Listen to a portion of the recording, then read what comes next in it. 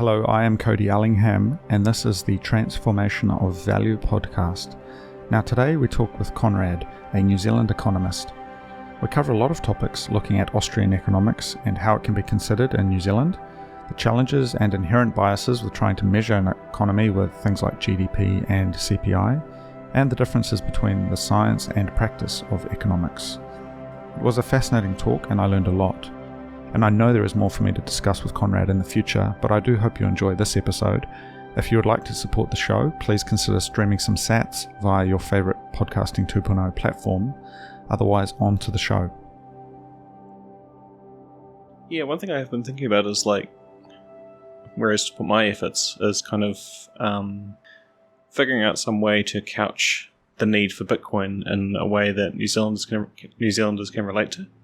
So, as we spoke about last time, there's so much content online about how Americans need Bitcoin, and Africans and South Americans. Is a bit about how Arab people in the Middle East need Bitcoin. A few guys on LinkedIn I've seen been doing that, but no one's really talking about why Kiwis need it. And we have we have a pretty special set up in New Zealand. It doesn't appear super necessary here, given our relationship with government historically and kind of recently. There just doesn't seem to be any obvious reason, and I feel like there's a lot of apathy, and I feel like if people were more aware of what's happened historically, they might kind of be a bit less credulous. Yeah, I think that's a challenge. The apathy certainly is an issue in New Zealand, and the convenience of just using an EFTPOS card and that kind of trust, even if it's been challenged in the last few years, that trust in government and kind of the banking sector and that to just kind of work. We haven't had a run on the banks in living memory. We haven't had any major issues with our economy in a very long time. And so there's several generations who have just kind of come through with this ordained kind of relationship to the state and to currency, which in many countries is quite abnormal. Most countries have experienced either a currency change, massive inflation historically, or just mismanagement of the state purse. Whereas New Zealand, really, we've had it pretty good for a long time. Yeah, we have, comparatively good. I mean, the point I really want to get across is that actually, we have been suffering a lot of the same things that we've seen internationally, especially kind of, so you understand that the US is monetary hegemon, and they're able to extract wealth from the entire world because of that. And that includes us. And, even if Bitcoin only stops that, then that's big enough. So, Konrad, I'd be keen to just find out a little bit more about your background, your work, and sort of how you found yourself in this role doing economic and business research. Well, I'm an economist by training. After high school, I had a bit of a gap year, had no idea what to do. Then went to uni, and I went to Victoria University in Wellington, where kind of, the first year, if you say you want to do something in business, they give you a smorgasbord of subjects. It's 8 different subjects to do. Did all those, it's fine. The year after that, I went up to Auckland Uni for a year. I decided, actually, economics is quite interesting at Auckland Uni. So I just decided, I'll study economics there. And then I decided there that I would study economics, and then came back down to Wellington and finished off my economics degree. Stayed for a year post-grad to do this thing in New Zealand we have called Honours Year, which is now gone. Is that not a thing anymore? No, so they got rid of Honours, I think I was last year. Interesting. And it was in 2014. What attracted you to economics originally? I don't actually know.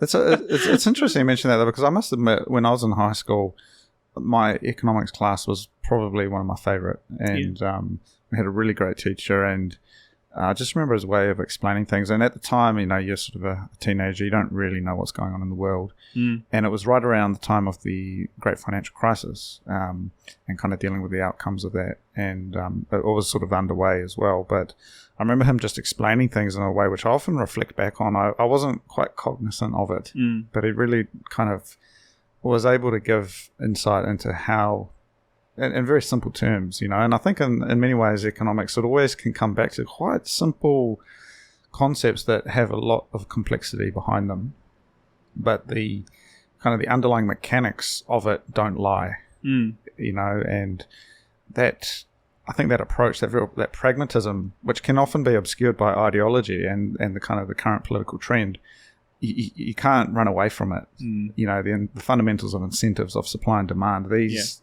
are the economy. Yeah, for sure. Yeah, I guess what attracted me to it is, I got up to Auckland Uni and did some economics courses, and they were just interesting. It was very much the kind of fiat economics. It was Keynesianism in the macroeconomics, and in the microeconomics courses, that was just applied maths. There was nothing to do with economics in there. It was just here's a function, take the first derivative, set it to 0, you find the maximum. And so somewhere along the line there, you encountered Bitcoin. What was sort of your connection there? How did you first come across Bitcoin? Yeah, so Bitcoin was really, really interesting for me, or I think it was.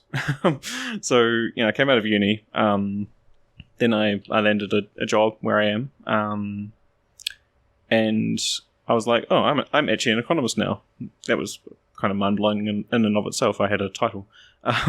So I just decided, well, I can dive really deep into what everyone else is researching in economics, and kind of keep ahead of the what everyone else is doing, or follow them or whatever.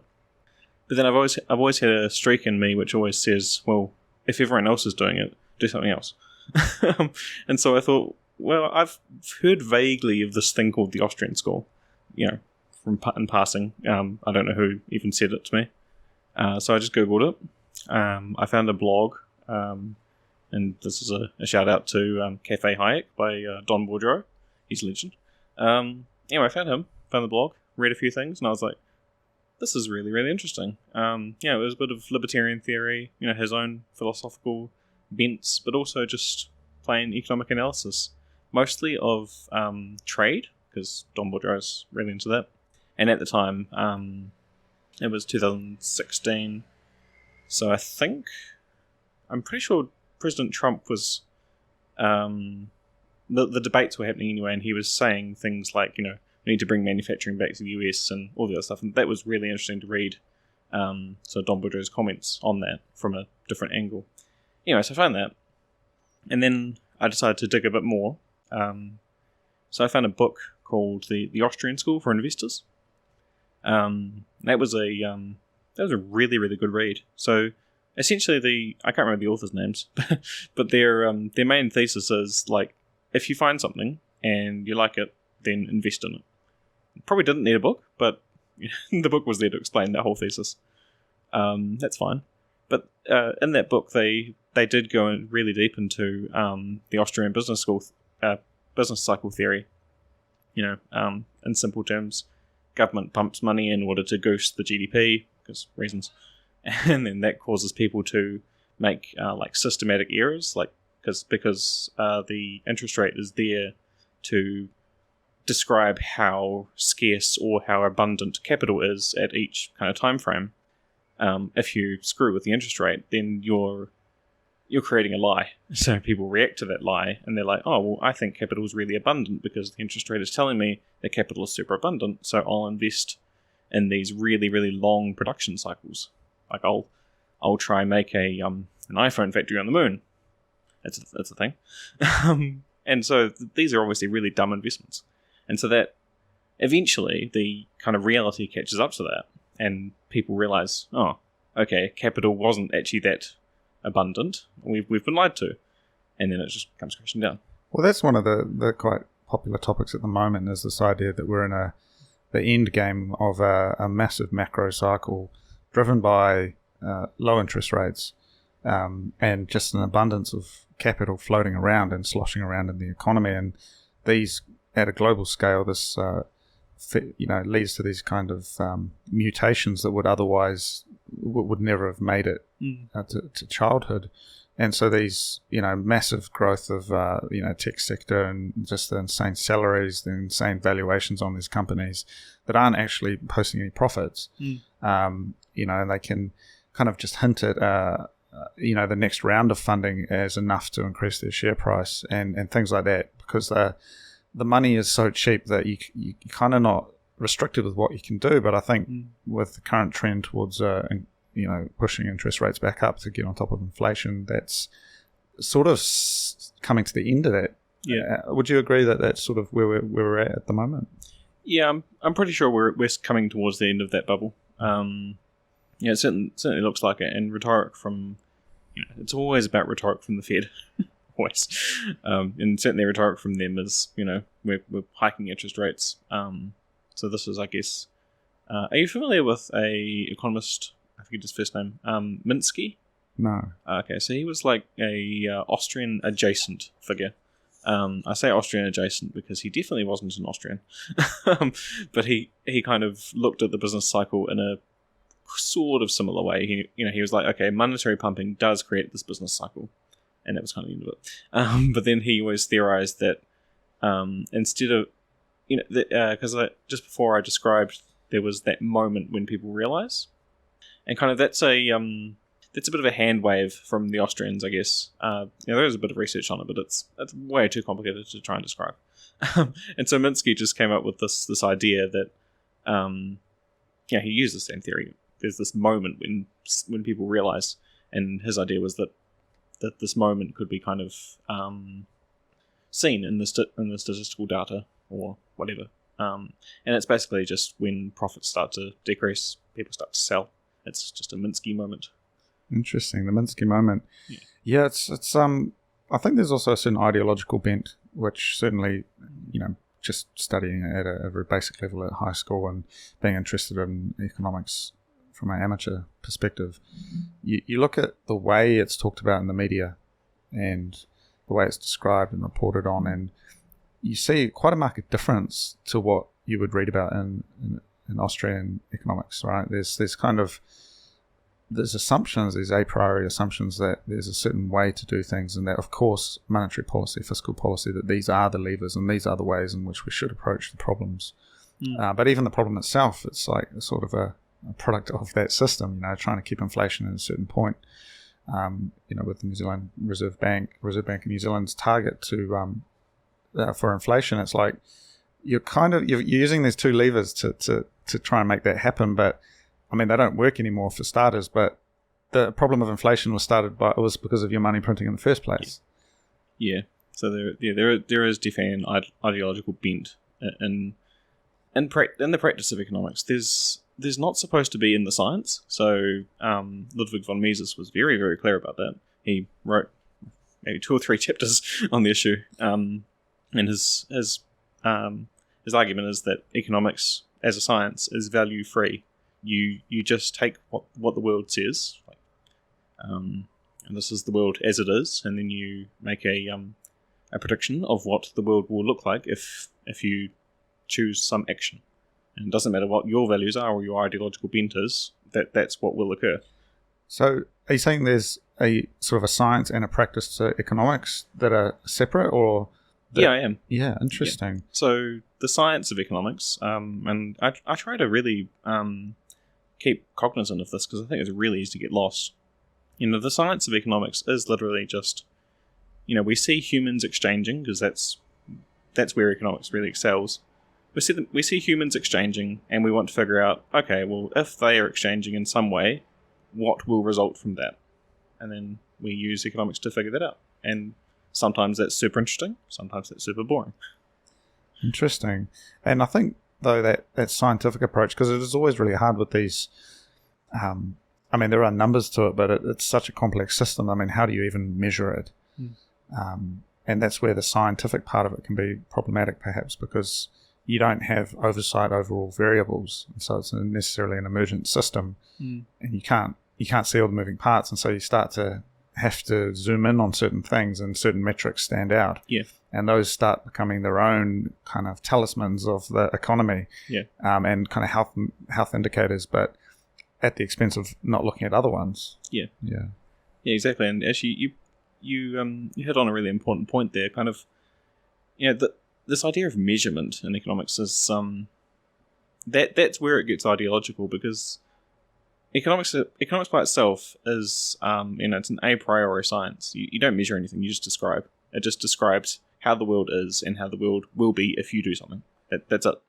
When you start attaching measures to it, that's when you bring in your own value judgments, and that's kind of where I guess where the practice of modern economics diverges from economic science. And yeah, we do introduce our own ideological bents, particularly with regard to things like GDP. that's one of those big numbers that everyone loves to throw around, and something I like to keep cognizant of with regard to GDP. When it increases, that's said to be good, right? Well, what we really mean is that things are happening in the economy, and those things are good, and then those things also tend to increase GDP. It's not the GDP increasing that's the good thing. It's the things that the GDP increasing is not describing, but indicating. Yeah, GDP. I mean, it's a hard one because it's also, often GDP per capita is outlined, but that's such a misleading number because you're really just dividing these two things without any real connection between them. The individual and the entire economy. Yeah, it just sort of averages out, and it doesn't reveal any of the deeper connections between people and businesses and organizations, and how you can have people right at the top who are generating that and people at the bottom who are pulling it back down. So yeah, this kind of idea of the different ways of measuring it, which coming back to the practice and that kind of perhaps flawed practice in reality, where we're looking at it and we're measuring certain things, and even something like CPI, which doesn't even stay true between measurements. It's sort of the ruler. The ruler is changing. Yeah. And also the monetary, base is changing. So there's literally two variables here, which you can't unbake that cake. Yeah, for sure. So I mean, CPI is a completely different beast. It's been said in other places that CPI is a measurement without a unit, because you are just dividing the sum of multiple things by. And that's multiplied by the price, and you're dividing that by another sum of multiple things, which is also multiplied by the price. And so if you just follow the algebra out, then that price variable, P, that just cancels out. And so you've got no unit. What do you think are actually some, if there were some measurements or some key factors, KPIs that you could look at in the economy that would give you an indication of where we're at? Is there anything that really stands out to you that's relevant in New Zealand? Wow. So I think I'm going to have to break my own rule here and introduce my own ideological bent, because I'm just going to have to this measurement. I feel like there's some line of reasoning. Are you familiar with the Treasury's wellbeing framework? Vaguely. Yeah. So 2013 Treasury comes up with this wellbeing framework where they describe things. Well, they describe 4 capitals in New Zealand. They're like physical and financial capital, which is literally money, buildings, roads, all the cool stuff we have. Social capital, which is like how connected we are to each other, kind of how safe we feel, those kind of cool things. Cultural capital, which is complicated. So that's how well we feel how well connected we feel to our culture. How we feel we're able to practice our culture, and like diversity and things. And then environmental capital, which is like the idea of natural spaces, but also ecosystem services. And actually, when Treasury came and spoke to us about this wellbeing framework, that was when I was kind of really down the rabbit hole of Austrian economics. And the way they're described is 4 capitals. And then, we use these capitals to produce well-being. I was thinking that they've kind of accidentally become Austrians.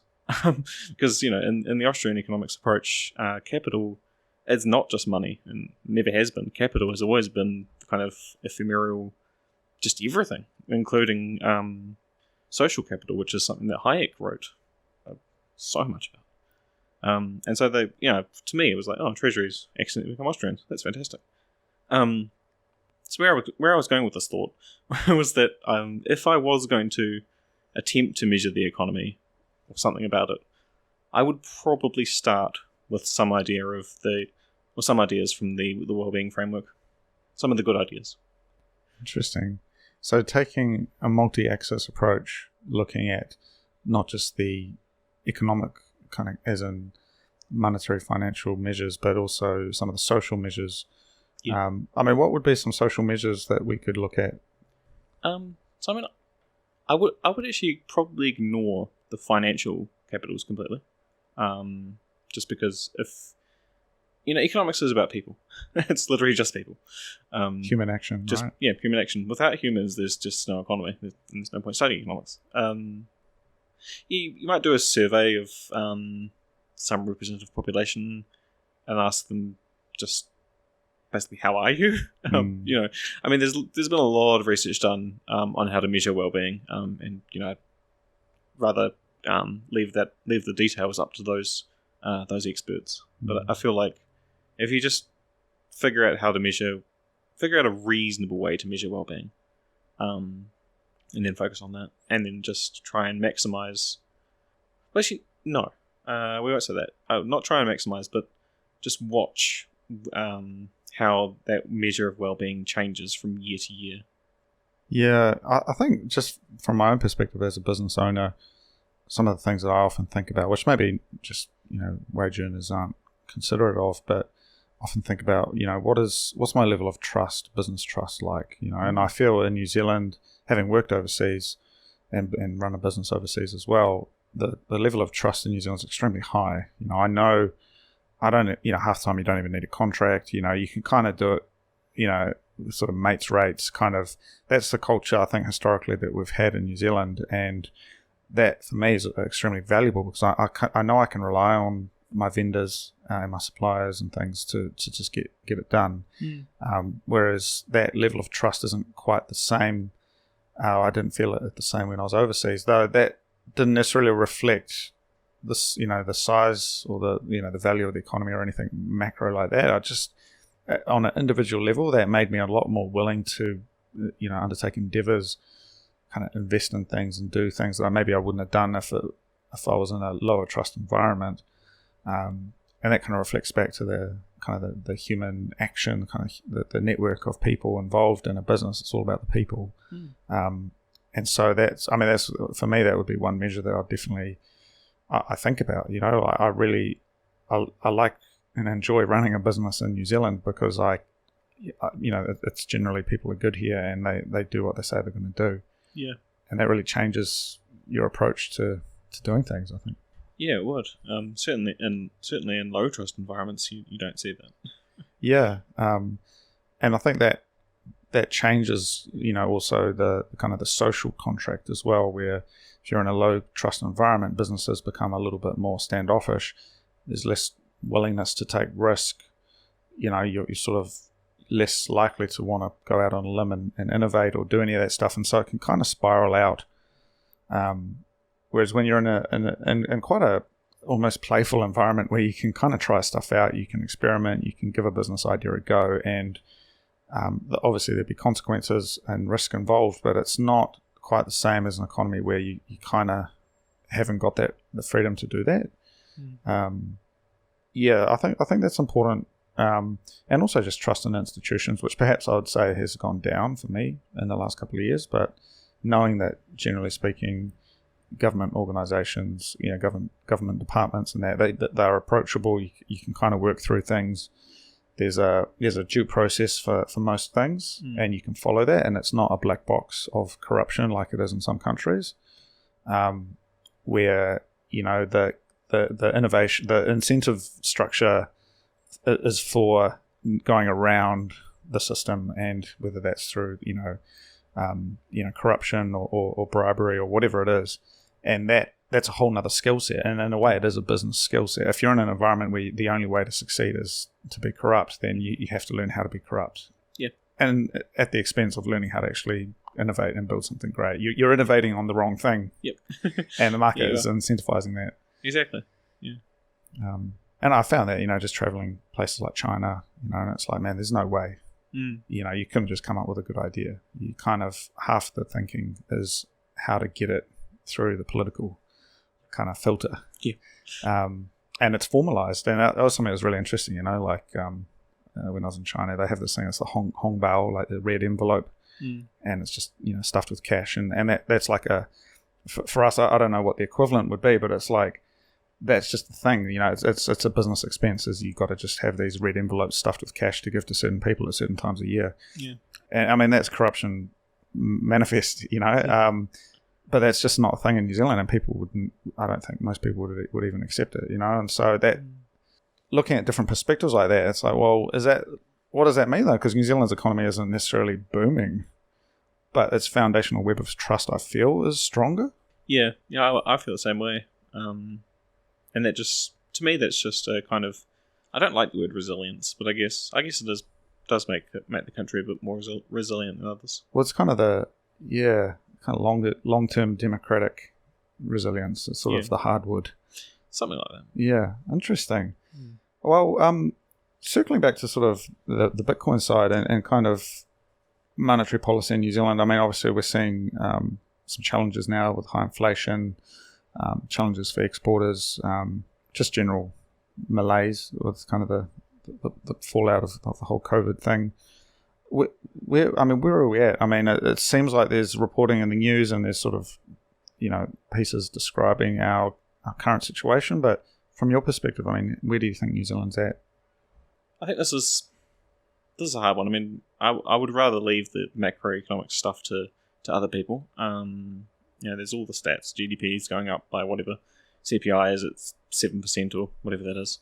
And that's relatively meaningful for the right people. But I feel like kind of that's the idea of that fork in the road, right? Like if we continue with the broken monetary system and we do continue increasing productivity, then we will see people lose out. And we'll see that widening gap widen even further, which really sucks. But if we were to move to a sound money standard like Bitcoin and have increasing productivity, then the people who are labelled unskilled now, which is a terrible word, but they could earn a sound money now. Let's say they earn Bitcoin right now. Well, then they could enjoy those productivity gains all their lives. Yeah, I think that's a big eye opener. Is like, if you look at back even 10, 15 years and say something like the average wage, and how markedly different that is to today, like effectively you're discounting the value of your past self, when really it should be the opposite. Those early years, those fundamental years should be worth immensely more than they are today. And so that value system's necessarily kind of the wrong way round. And perhaps that's where our measurements of success and, what does a strong, healthy economy look like are perhaps skewed, where the kind of the marginal value of a human is their ability to, fit within this current framework, where, as you allude to, there's not really anything as such as an unskilled human. Really, everyone is a person capable of reason, consciousness, love, spirituality, all of this stuff, right, that's kind of unaccounted for. And if you look at someone as purely just a kind of a cog in the machine, you're discounting the value of them as a human being, which is, it's quite anti-human necessarily from its approach. And we're seeing that kind of come through, I think, in just some of the rhetoric around using less, kind of austerity, kind of the value of human life, which has always been this kind of, pendulum swing in terms of like what is the human and what is the capital, the labor worth. But perhaps this could also usher in a much fairer world where we have, and fairer is probably a bit of a dangerous word to use in talking about economics and that, but where the value of a human is kind of not necessarily just the economic value, but some of the bigger values that you could associate socially, environmentally, that sort of thing. where someone could, lead a simple life and kind of just float through, focusing on some of these other capital areas without having to just maximize their economic output. Yeah, exactly. And actually, I think it was just today, the podcaster Cedric Youngelman on the Bitcoin Matrix podcast, he had Dr. Robert Malone on as a guest. And Dr. Robert Malone kind of said this magic one-liner, which is which I can't quote directly because I've forgotten the exact words he used. It was such a good one-liner that I've forgotten it. Nice. But he was talking about how the modern world is kind of robbed of joy, and kind of in the conversation leading up to that was linked to the fiat monetary standard. And Saifuddin Amus has also talked about this. His idea is that we work 40 hours a week plus 10 to 15 hours commuting each week, and then you earn that money, and then you are guaranteed to lose on that money. And if you don't want to lose, well, then you better spend another 40 hours a week researching which are the right investments to get into. Yeah, well, everyone now has to be investing. Yeah, everyone has to be playing the game. It's not good enough. Even within my lifetime, it's no longer good enough to have your money in the bank. That's a fool's game, obviously. But now everyone has to play the game, and things are being financialized that should never have been financialized. Things like real estate, personal homes, that they're really, it's kind of moving it's moving into areas which, necessarily people are looking for a return because the money's just melting before their eyes. And then you got this rise in kind of I think they call it the precariat, like these people on the edge of society, things like your Uber Eats drivers, your Uber drivers, your gig workers, all of these people who are unable to get that full-time employment, and especially in places like the US where there's a lot of, you need health insurance and that.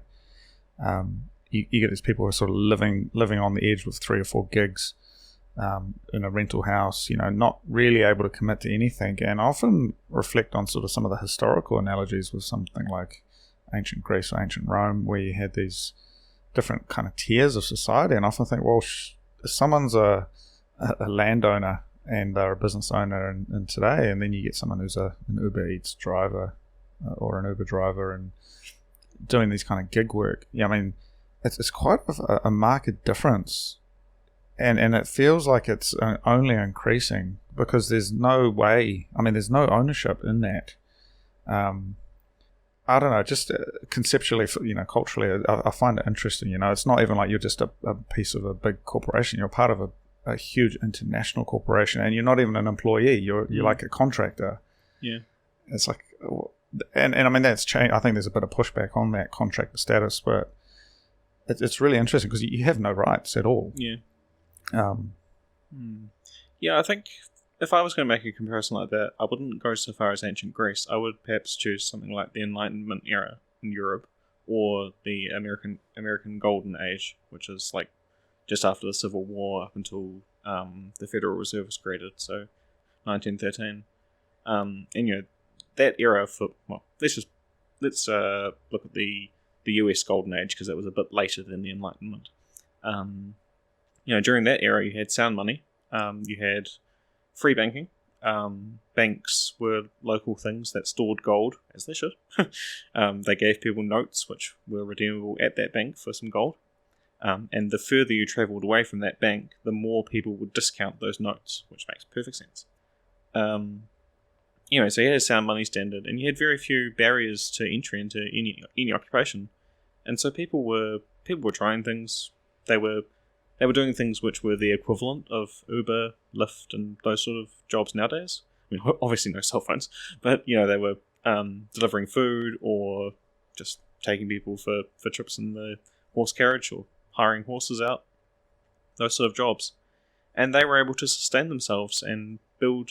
Some of them were able to build quite substantial generational wealth, just because they were able to use their labour when they're young and save in a sound money, and then invest is kind of a loaded term now, but actually it is the real word for, or the real meaning of investment. They were able to put that money into real productive ventures, which they controlled. They weren't going online and buying shares that would later be diluted just in the hope that they would pump. They would literally say, oh, I'm going to buy this building, I'm going to rent this building, I'm going to buy machinery, I'm going to make it really awesome and make a huge profit, and then put that profit back into the business. Well, that's the classic Atlas shrugged kind of idea, right? And from nothing, from the streets of New York, building the newspaper empire. But there's also the idea, I mean, just bringing it back to the Greek thing, just because I'm reading Plato at the moment, but Sure.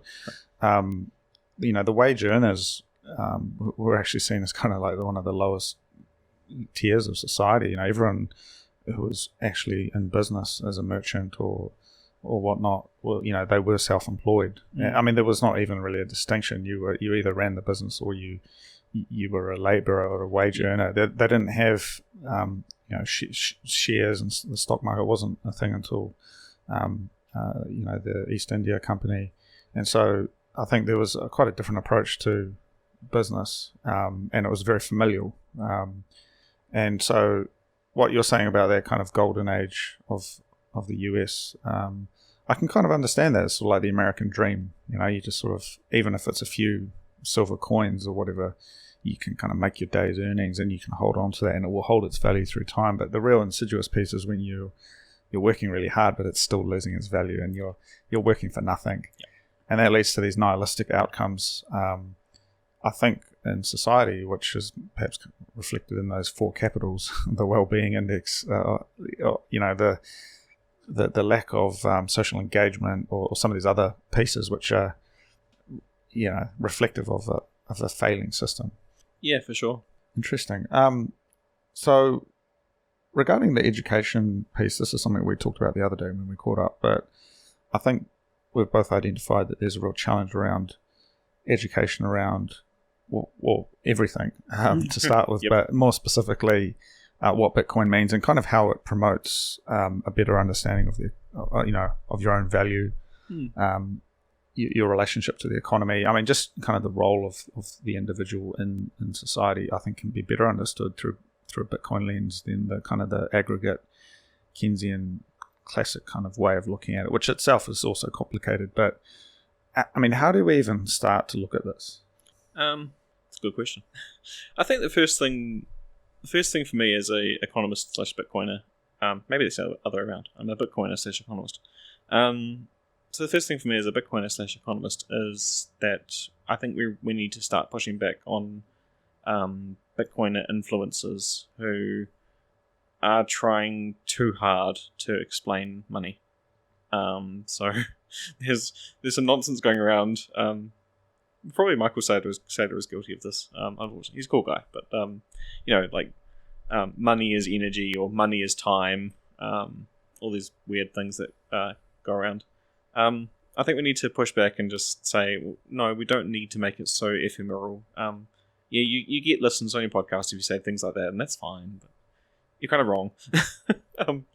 So we need to just dial it back and just, understand that humans have 2 ways of interacting. We can be social, so that's romantic as well as platonic, kind of peaceful, nice, or we can be violent. We can smack each other with sticks. We'll ignore the violent ways of interaction, focus on the social. We can probably ignore the romantic too, because that's a separate issue. But looking at the kind of platonic ways of interacting, it can be kind of interacting as friends, which is kind of like romantic interaction, really. Or humans are kind of magical in some way. We can interact with strangers, because when we interact with strangers, we know that we can exchange something that they want with something that we want, and that way we don't need to hit each other. We don't need to seduce each other to get these things. And so, kind of going back just into the historical record, you find that humans have kind of always exchanged. Every single society has records of like, oh, well, we were just farming our wheat, and then we decided to go for a walk, because our wheat farm was bad one year, so we went for a walk around the nearest mountain. We found a new tribe, and this new tribe has this herb that tastes amazing. And so we traded some of our excess wheat for this herb, and now we have this herb. And that's, those sort of stories pop up everywhere. So that's that kind of direct exchange of herbs for, say, shellfish or something. But then humans, we started settling down and forming these villages around in the Fertile Crescent. We were growing a lot of grain crops, and from that we started trading wheat for things, and then slowly, maybe I don't want wheat this year, maybe I want goats or something. Found problems with kind of finding a way to exchange something of equivalent value with each other, and finding people who wanted what we had.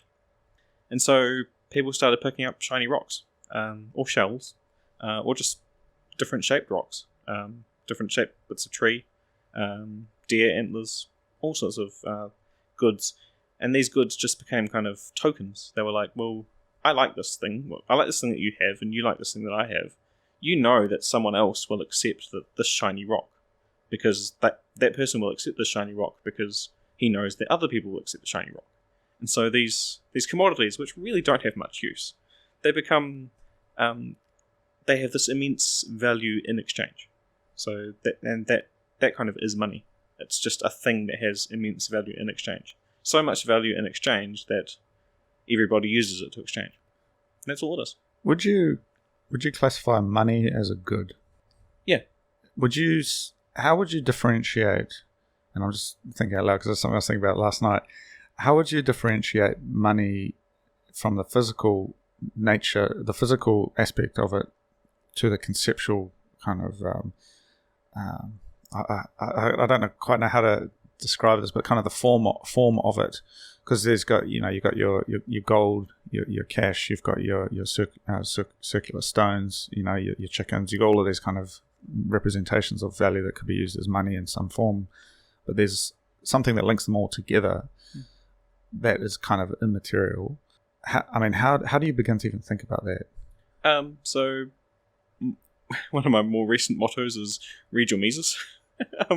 So always read your Mises. Go back into the theory of money and credit, which I have been informed that actually the English version is poorly translated, which is why the explanation of how commodity money like gold being linked to bank deposits, etc., in the English version of the theory of money and credit, the words are very, very muddled. And that's saying it lightly. So there is another book by Guido Hulsmann. He's translated Mises's work more accurately from German into English. Anyway, roundabout story. So the way that commodity money is linked to other forms of money is in this idea of that we know we can redeem it for that commodity money. So going back to the gold standard, if you had gold, you would give it to a bank, and the bank would issue you a banknote saying you can redeem this note at my bank for X amount of gold. Well, given the amount of trust in that bank, you can say, well, I can just accept that piece of paper because I trust this bank to always have that gold. So why the hell would I bother accepting this gold? And so that becomes, it's the paper itself and what it represents is not money. It's a monetary equivalent. And then that's kind of complicated again once we start lending. So if you lend out the deposits. So once you start lending out the deposits, so long as you have enough gold, so long as you're only lending out the amount of gold you have in value, then that money or that piece of paper kind of is still monetary equivalent to money. But once you exceed that amount, once you start fractional reserve banking, you're kind of lending out more money than you have, and so that the paper becomes a fiduciary media. So it becomes a fiduciary media, which means it's kind of based on a debt almost. It's a kind of debt version of money, sort of. I am complicating this way too much. So there's a broken link between money and fiduciary media, and if people kind of realize that the bank is engaging in fractional reserve banking, then no one would accept those notes at all. But then kind of, if we kind of ignore the gold standard for now, because we do not live in a gold standard, we live in a fiat money standard. But the same occurs now. The fiat money, New Zealand notes and coins, $20 bills in our wallets, those are, I don't want to say they're equivalent to gold, because they're not equivalent to gold, but based on the type of standard we live on, which is the fiat standard, we can think of them being like gold, sort of. Very sort of. This is in air quotes. But we give those notes to a bank, and we say, please hold this note. I don't like holding notes because notes are annoying.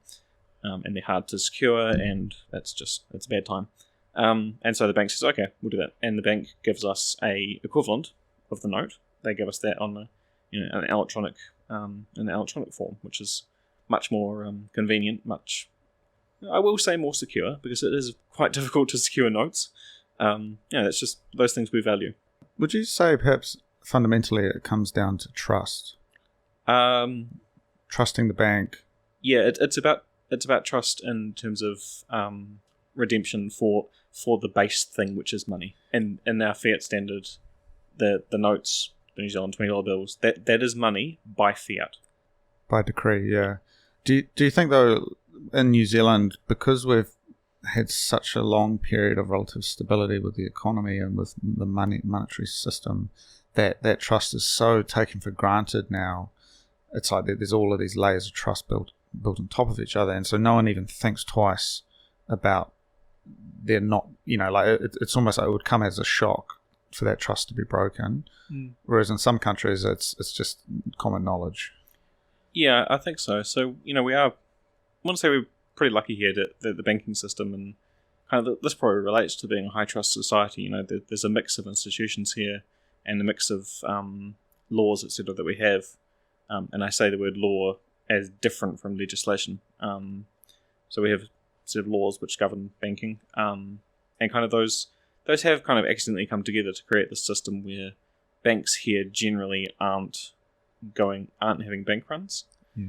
But without getting into too much trouble, the reason we don't see... Okay, so every bank in New Zealand lends out more money than they have in deposits. And so, in a quote-unquote free market, we would see bank runs. We would see people saying, this is dumb, what the hell? I want my money back before you lose it all. The reason we don't see that is because banks can borrow from the Reserve Bank in order to cover those deposits. Too much lending. Because, at the end of each day, it's not quite at the end of each day, this is oversimplifying it, but, banks need to settle transactions between each other. And if they are engaging in fractional reserve banking, and they go to settle those transactions, then their competitors will see, oh, hey, you don't have as much deposits as you say you do. Well, I'll just charge you this ridiculous interest rate and bankrupt you. And then I win because I'm your competitor. That's prevented by the Reserve Bank lending at the OCR rate. And so the Reserve Bank kind of exists. This isn't ideological. They exist so that the banking system can lend out with fractional reserve lending, and that's in order to make it possible for the money supply to be increased or decreased to serve other goals. Yeah, one thing I've always thought was interesting is just even looking at it from the branding kind of creative marketing perspective, just the way the banks talk about themselves. I've always found it quite interesting. It's sort of this hubris and assumption around their language, and how often it comes off, for me, kind of being attuned to it, just how much they're trying to personify the bank. They're trying to put a face on it. They're trying to make it real, but at the same time, the only real connections, which are like your bank manager, your branch, your local branch, those things are shutting down. And so it's like, you just have to look at some of the advertising and kind of the way the language is deployed. And I often think it's been a masterclass in sort of branding and marketing, because it's not sort of this fortress bank kind of image which you maybe associate historically with banks. It's kind of, you can trust it, it's secure, because we're so far past it that it's now you're inviting it into your house for dinner. It's a smiling face. It's this kind of insidious branding of it, which you often wonder, well, they're making so much profit, they can deploy these kind of advertising companies to build this stuff out. They're not having to fight for your trust anymore, because we're so many generations deep into fiat standard that no one even thinks about it anymore. But once upon a time, banks, they were a different thing. They were the same entity. It's like the ship of Theseus. Like it's the same thing, but it's kind of been rebuilt. It's now occupying a different role, and it's part of our everyday life. It's on our phones. It's intermingled with every single transaction, whereas in the days where cash was a lot more common, your bank was like a thing. Maybe you went there and you visited to pay some bills or to do some business, but it wasn't omnipresent. And it certainly didn't have the surveillance capacity that it has today. For sure. So it's become a lot more familiar. I think it's sort of, it's like this sort of like social media. It's just this, it's always there. You can't escape it. You've got the credit card, you've got the branding. It's all following you around. And I think there's just an interesting social piece. I'm not quite sure sort of where I'm taking this, but like it feels like the context of it is different than it would have been historically. I think so too. It is weird. But I guess kind of also note that New Zealand has never had a gold standard. So in New Zealand, we've never been able to go to the bank and redeem our New Zealand dollars or New Zealand pounds originally for gold. We redeemed them for when New Zealand was first colonised, we used the British pound, which was redeemable for gold, and then the New Zealand pound was invented, and the New Zealand pound was redeemable for the British pound initially at a 1-to-1 ratio. That quickly changed, and so I guess the kind of, if we are looking at culture in terms of being emergent from your history, New Zealand just hasn't known a situation where we kind of have used a bank like everyone else has. Well, there was an interesting thing that I was reading from the Reserve Bank talking about that, and I probably need to reread it, but now that you've just said that, but basically, and I believe maybe what you said is it was New Zealand pounds to British pounds and British pounds to gold. That was sort of the flow. But and at the start of the First World War, that whole thing got severed though, and unlike Britain, which after the war went back to a gold standard, New Zealand never did. And the way they said it in this Reserve Bank article was as a sign of New Zealand's growing independence. Unlike Britain, New Zealand didn't return to a gold standard. And I thought just the absolute hubris in saying that, as if it somehow made us better or more independent, I thought was really fascinating. And just one more thing regarding the banks, like an interesting experiment. We're so used to these bank brands, and there's been a few changes over the years. You had the National Bank and these kind of brand changes, but it's always really interesting to go to another country, when you're traveling, and just how foreign the banks feel and how scummy they feel. And what I mean by that, when I was in, when I was traveling, I go to some, I was in Thailand, I'm in Japan, I'm in China, wherever, and it's like, man, I do not trust a single one of these things. Whereas we have this kind of implicit bias because we're so familiar with the brands here, just kind of as a consumer. But it's like, I'm not even putting my card into this thing. It just feels wrong. But for those people in those countries, they probably feel like that's normalized, right? And so it's like it's kind of like an affinity scam. Like we've grown up with these banks, Westpac. I got the Westpac account when I was 5 years old. Or my parents put a couple of dollars a week, and it's like we've just kind of been indoctrinated into accepting that. But if someone comes in like, well, what is that? What does this even mean? Yeah. It's like you kind of snap out of it and you're, yeah, actually, it kind of doesn't make sense. Yeah. And it's like you realize that it is a brand exercise, and kind of it comes back to some of the semiotics of like human affinity for brands and icons and kind of belonging. It's kind of almost tribalistic in a sense. And you sort of stick with the bank that your parents were with as kind of the classic thing. Sure. But when that gets disrupted, or the concept of a bank changes, and the brand needs to change to kind of keep up with it, and it starts feeling a bit awkward. It's like this uncanny valley where it's like the bank's trying to be my friend. It's like, no, don't be my friend. Like, I don't know. I find, just as a creative person, I find that very interesting. That whole thought process. Yeah, that is super interesting. I mean, I just because I walk past the ANZ every day, and it's like it's got this guy like on a roof, Yeah. Roofing his house, and it's like, man, I'm never going to own a home. Like, what are you even on? Like, who are you talking to? Because you're not talking to me. Yeah. It's like the whole thing's starting to become a bit of a joke. Like, that's a really interesting point. Yeah. So, are they talking to like? They're talking to my parents, man. They're not talking to me. No, but are they talking to a you that you want to be, or maybe because you're not normal, to a normie? Are they talking to a normie's version of what that normie is told that they want?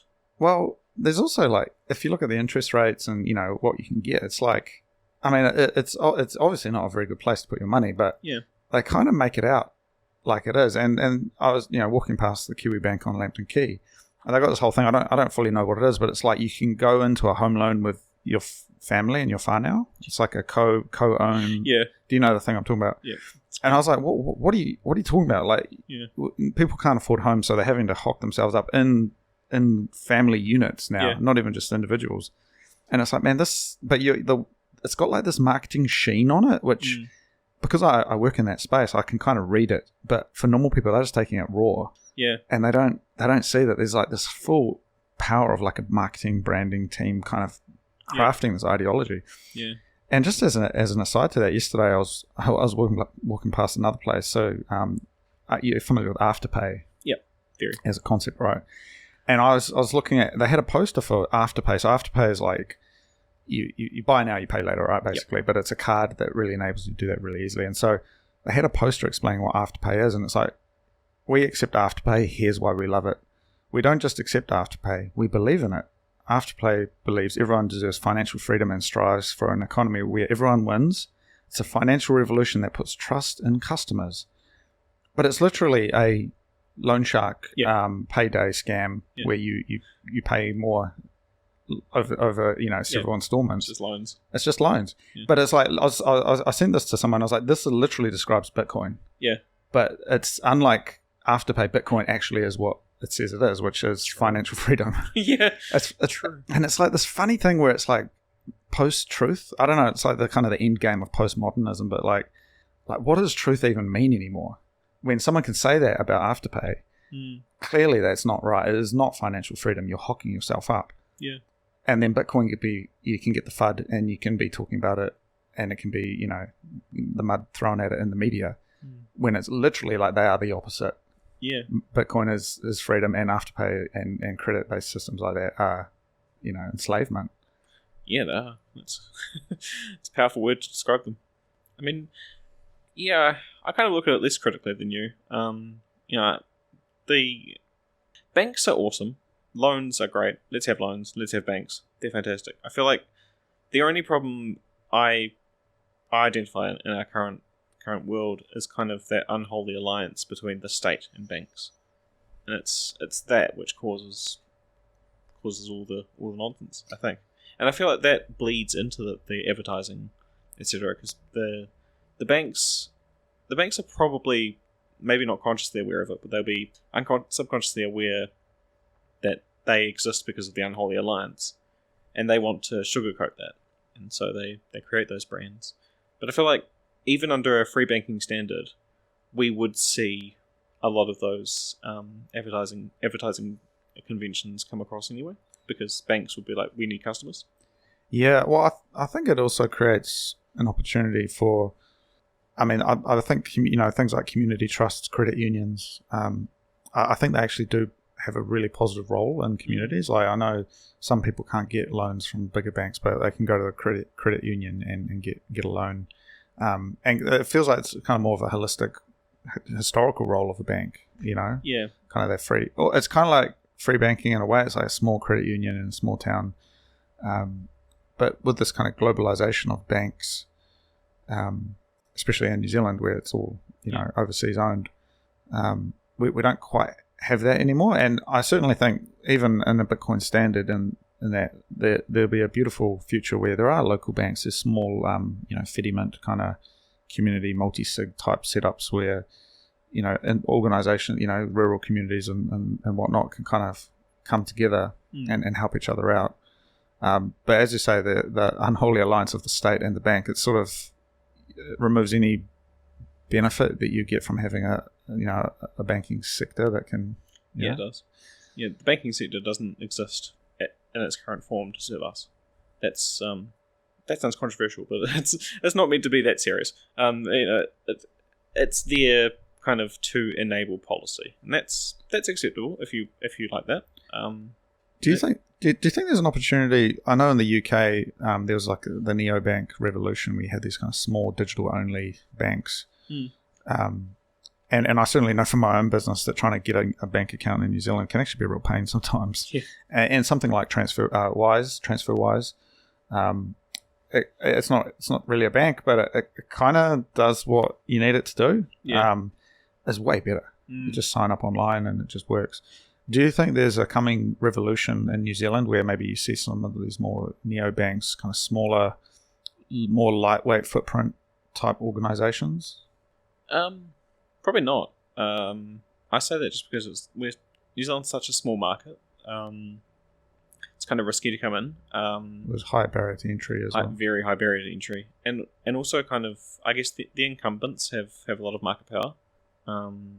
So I feel like things like TransferWise does technically exist in New Zealand. I can log in from New Zealand. I use it. Yeah. Yeah, of course. So these things like are available, but I don't feel like they'll take much of the current banking market.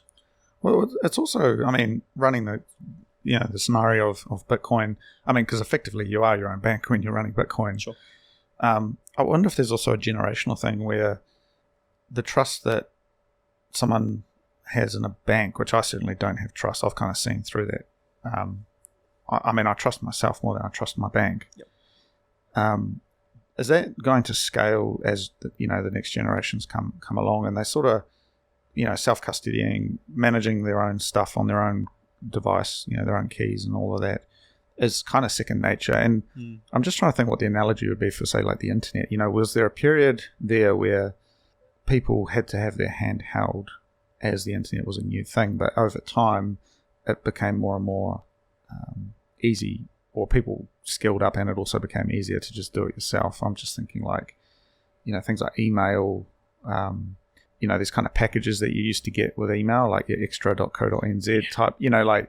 Everything had to kind of be set up for you, and it was there's kind of quite a leap to change to using that. But now I think people don't really think twice about it. It's kind of naturalized. Yeah, I feel like that is a good analogy. So with regard to banking, it's kind of like, for previous generations, banks bundled together, we're giving you a home loan, so you might as well also use us as a savings account. And it's kind of a bundle. That's hand-holding.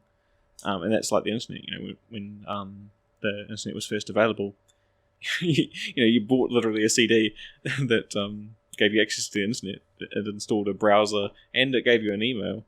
So that's just a bundle, which kind of locked you into that service. Then certainly we see. I don't even remember what year it was, but I do remember. One year I was ringing MSN. I think I was contacting MSN somehow to fix an email problem for some reason, and then another year. Actually, no, it would have just been dial up. Anyway, I was fixing an internet connection problem by ringing them, and then kind of the year after, or some years after, the next time I needed to contact them, I just didn't. I just switched provider, and so that was kind of that shift where something's happened, yeah, it could just be generational where, with regard, going back to banking and finance, I guess, the newer generations are coming up with, you've got credits on different apps, like, well, not on the New Zealand version of WhatsApp, but, other apps like that, or on, I think it was on TikTok, some people came up with, kids were coming up with this game they were playing, where they would give each other doubloons, just like a token, which they kind of stumbled upon this kind of social consensus. It's really quite cool. Interesting. So that sort of thing, like really young generations, numbers on a screen, like points or tokens or whatever, that's going to feel very natural. Yeah, and I think looking at a bank, and like I was disgusted the last time I had to go into a bank, and I was like, can you not just do this over email, please? Yeah. Please, my time is valuable. I can't come in. Yeah, and it just wasn't possible. But that's going to slowly disappear, and you're going to have these people who are just young. It's native to them, and the ability to, I think, also socialize value across different platforms. It's not just money anymore. It's like, you've got lightning payments on your social media. Maybe there's a small fee to pay to do something, or there's these kind of micro transactions and the large transactions all kind of bundled in, and you're seamlessly able to kind of pull in and pull out of these different kind of avenues for value, and so the kind of tokenized system, which is kind of over here a little bit, eventually all of the back end of that will be Bitcoin, and so you just maybe stream some sats to your favorite, to your friend. They're doing a cool video on some kind of social media platform, but at the same time you're getting paid in Bitcoin for your work.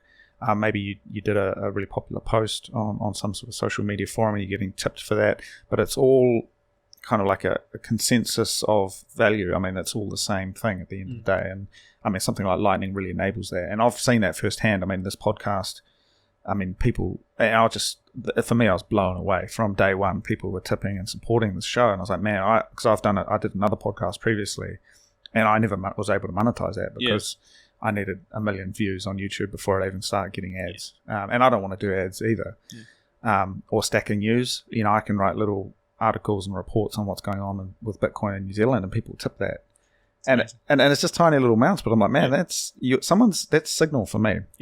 You're telling me that what I'm doing is valuable, and there's no barrier to doing that. So maybe, there is a generational change coming. But look, man, we've covered a lot of different topics today. It's really great to sit down with you properly and sort of talk through these things. In regards to sort of some of your thoughts on these topics, I mean, just from a personal capacity, are you sharing your thoughts anywhere, or is there something kind of in the pipeline that you'd like to do? Or so. In previous years, I've tried to write articles sharing these thoughts, and it's just gone nowhere. I had my own podcast where I interviewed a few guests, kind of during my when I was first learning why Bitcoin matters and nothing else does. That kind of didn't go anywhere. So yeah, I have some thoughts. If they're valuable to people, I'm happy to share them. No, that's all good. And is there any way people can reach out to you, or is that something sort of for the future at this stage? Or that's probably for the future. No, we can talk about that another time.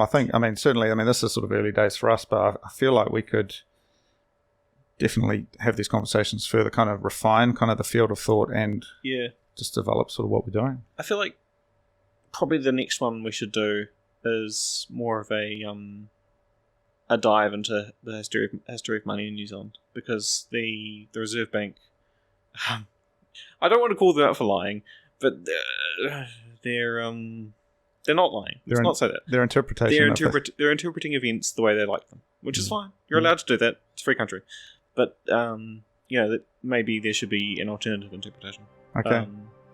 Which is available. Yeah, the history of money in New Zealand, our next episode. I like it. Well, look, man, Konrad, I really appreciate you taking the time to come in and catch up in person, and for just being involved in this space, sharing your thoughts. Thank you very much.